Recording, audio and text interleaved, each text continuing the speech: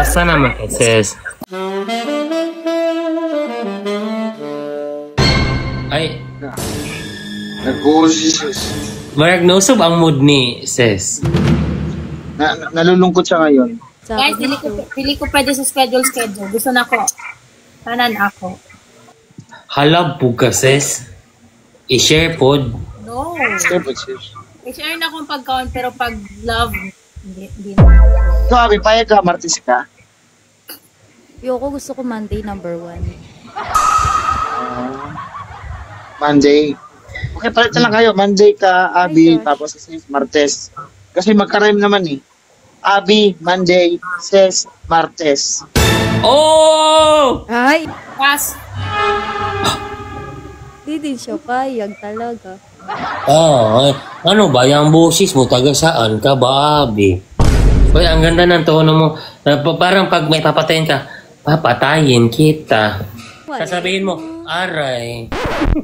Hold up to. Akin na yung wallet, no? Showing na si sis ako na, dili sis, ses. Ay, sis, sakit man yung sis. Hayop na. Hayop na yan. Di ba sis, bukol yan? O pag Bisaya, princess. Ganon. Ses, kaya naiba talaga yung mood niya nung pumasok si Abi. Bakit, Ses? Ay, Relsing. May issue ka kaya, no? Kay Abi? Hindi. Oy, wag kayong mag-away, guys. Hindi mo ba naman, nakukuha yung attention sa Gabi? Kaya nga. Ang hirap ng ganito, Gilo. Tara na lang sa mga 50 years old. Ayoko Ayang ng ganito. Sakit sa ulo to. Na. Isa lang. Ako lang.